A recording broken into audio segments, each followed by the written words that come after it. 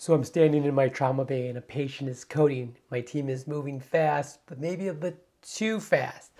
My monitors are screaming, the nurses are calling for medications that have already been given. Two people are trying to intubate at the same time, and I do the one thing that looks completely insane. I tell everybody to stop moving. So what do you do when your team is thrashing, everyone's moving fast, but nothing's actually getting done?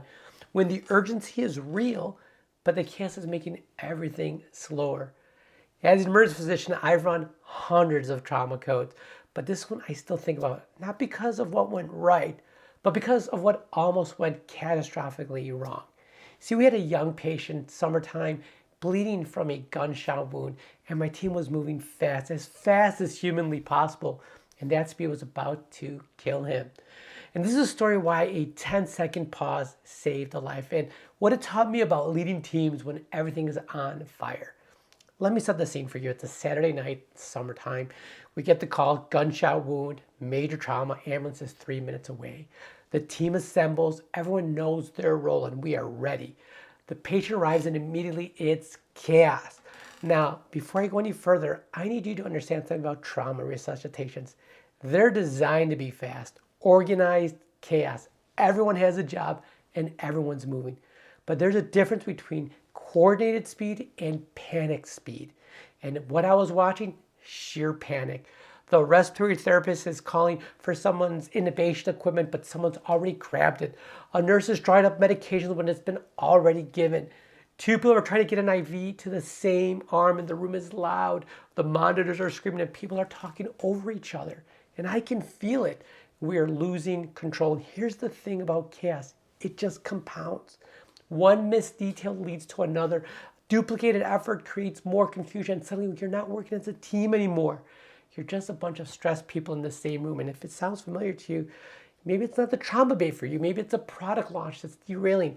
A client crisis where everyone's scrambling. A deadline where your team is moving fast but tripping over each other. Same pattern, just a different room.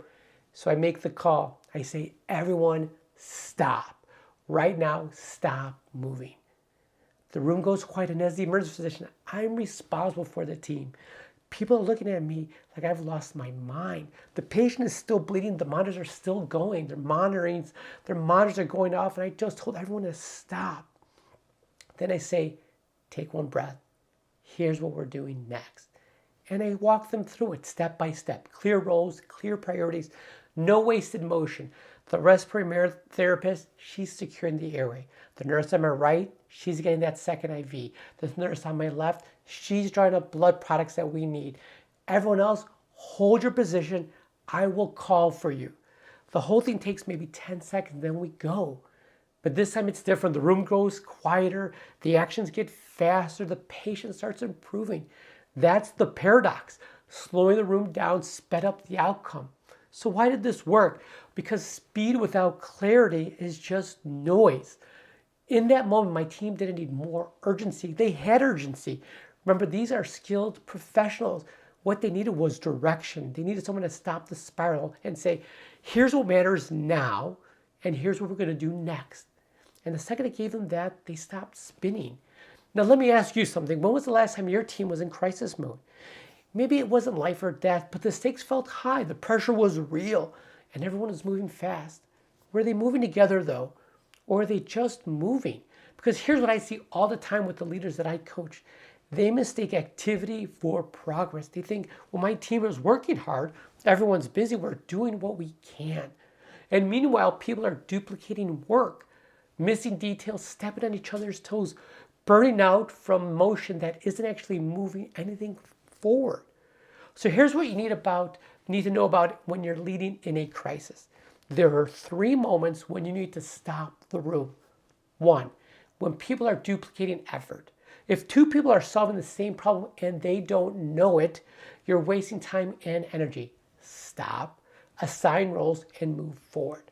Number 2, when the team is reacting instead of deciding. Reactivity looks like speed, but it's not. It's chaos dressed up as productivity. Stop.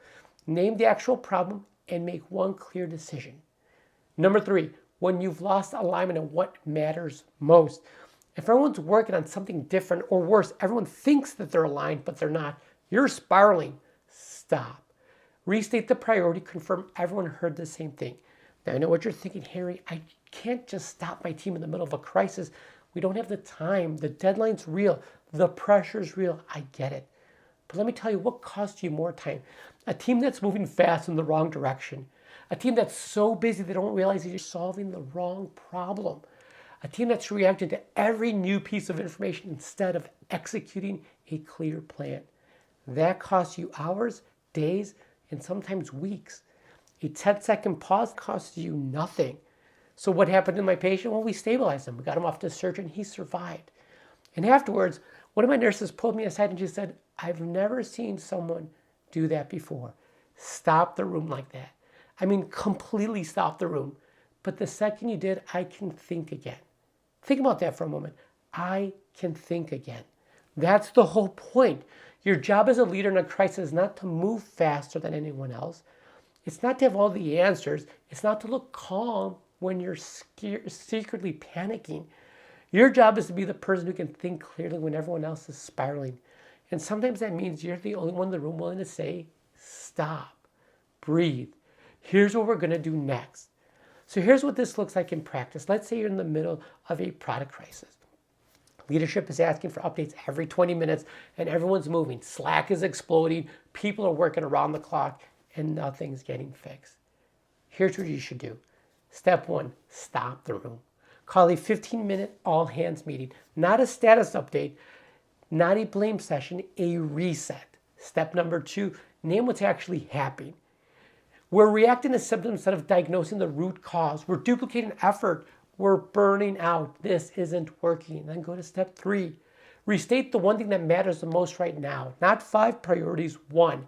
Here's the single problem we're solving in the next 2 hours. Everything else waits. Step 4, assign clear roles and get out of the way. Who owns what? Who's the decision maker? Who's updating leadership? Everyone else, hold your position until called. Now, I'm not going to lie to you. This is the first time you do this. It's going to feel uncomfortable. Stop in the room when everyone else is moving. Feels like you're slowing things down, but it feels like you're not doing enough. But that discomfort is the exact reason most leaders don't do it. They'd rather look busy than look like they're pausing. They'd rather keep moving, even in the wrong direction, than stop and admit, we need a reset. And that's why their teams stay stuck in chaos. Here's the truth. The best leaders I've ever worked with, in the ER, in the boardroom, in crisis after crisis, they're not the loudest.